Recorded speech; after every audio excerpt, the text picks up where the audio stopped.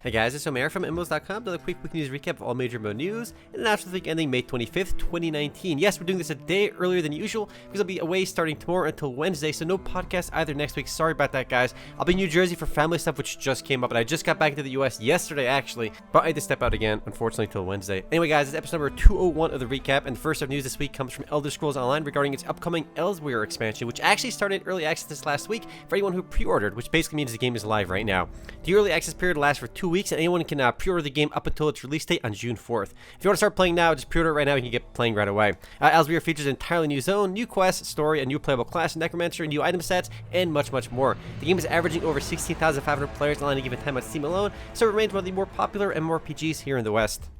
Next up, we have a brand new MMORPG announcement which came out of nowhere. 101XP announced Eternal Magic this last week, and it's set to launch sometime later this year. This one actually looks super generic, and I'm getting some Forsaken World vibes from the gameplay video you're seeing in the background. It's developed by a Chinese company called Douyi, and the game itself originally launched in Asia back in 2017, but I think it's the first time it'll be launching here in the West. The 101XP version will be available in all English-speaking countries. The trailer in the background actually has some of the worst voice acting I've ever seen in any game trailer ever. Here, check it out. I'll be quiet for a second. Your destiny lies through a variety of paths. Choose the one for you.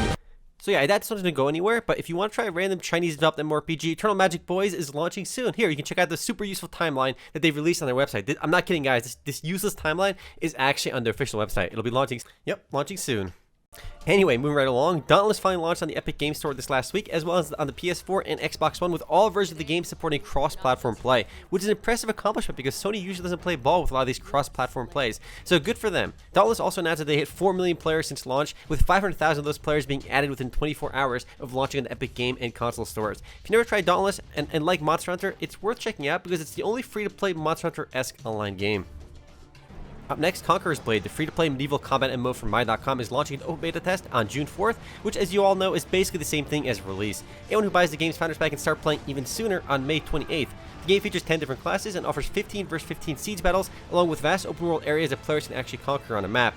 And as far as free-to-play games go, at least Conqueror's Blade looks a bit different than the legions of other generic free-to-play titles out there, so that alone makes it worth checking out, in my opinion. Next up, Revelation Online, the Chinese-developed fantasy MMORPG published by MMOs.com, announced the upcoming Heaven and Earth patch, which is set to launch on May 27th, and features a new 5-man endgame raid called the Temple of the 12, which is Zodiac-themed. We don't talk too much about Revelation Online these days, but it's still live in one of the newer Chinese MMORPGs here in the West. Interestingly, we haven't had a lot of new Chinese MMORPGs in the West recently, at least on PC launches. They slowed down a lot over the last few years, but they have been launching a lot of mobile games in the West, so they haven't slowed down on that front. Anyway, up next, speaking of mobile games, League of Legends Mobile is now under development by Riot Games and Tencent, which is surprising because in the past, Riot Games pretty much said that they don't want to do a mobile league, but I guess after seeing the success of Arena of Valor in China, they've changed their minds. League of Legends is still one of the highest grossing PC games in the world, if not the highest, so a mobile version makes a lot of sense. And not much is known about the game right now, but given how big League of Legends is, I think a mobile version will do quite well. Interestingly, mobile MOBAs really haven't taken off much in the West at all, whereas in Asia, they're already quite popular with games like Arena of Valor. But given just how popular League of Legends is, I think if any mobile MOBA is going to take off in the West, it's going to be this League of Legends mobile game. Though we know nothing about this game just yet, and the trailer in the background you're seeing is from Arena of Valor. There's no actual videos for League of Legends Mobile just yet.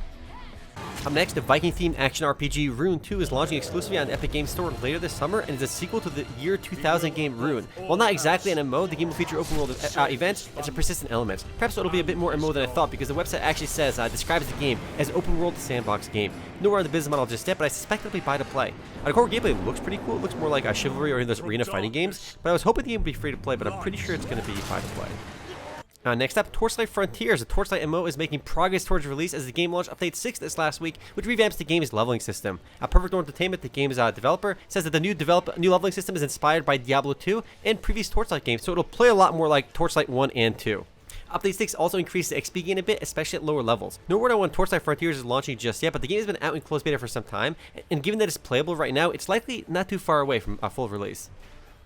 Up next, Warframe launched the Jovian Conqueror update this last week on the PC, with the console version set to launch relatively soon. The Jovian Conqueror update introduces some revamped visuals from the original Warframe environment, along with a new Warframe, the Wisp, as well as a new flying Eidolon boss. Warframe still averages over 48,000 players on any given time on Steam, making it one of the most popular free-to-play games in the West, plus it's also developed in the West. No word on when consoles get Jovian Conqueror, but probably won't be too far away.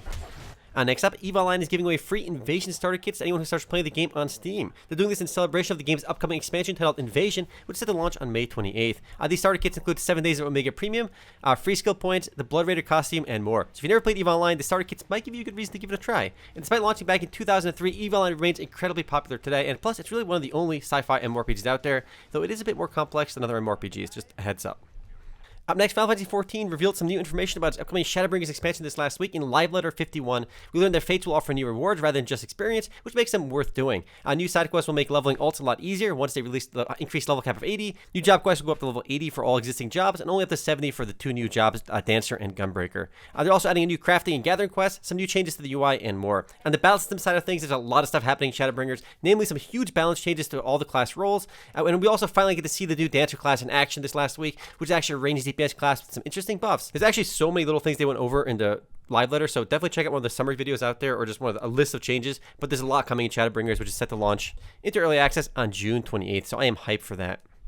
Next and last bit of news this week comes from indie developer Mantisco, which announced the ARPG Battle Royale hybrid game titled Hunters Arena Legends, which seems like an odd combo. The game will support up to 50 players per game and 10 playable characters at launch in either solo or 3-player squads, and it's set to launch sometime to early access in Q3 of 2019, so it should be coming out in the next few months. The game looks visually decent, but very bland, a very generic Unreal Engine 4 look. At least that's what I'm seeing right now, with little soul in the characters. But that's my first impression on the trailer you're seeing in the background. I know we're on the business model just yet, but if they want to have any chance of success, they have to be free to play. There are just too many good free-to-play Battle Royale games out there now, like Apex, so they can't charge money. Anyway, guys, that's it for MMO news this week. I'll see you guys next week. Again, no podcast this week because I'll be away with my brother in New Jersey for a few days, dealing with some family stuff, but I'll see you guys next week. Later, guys.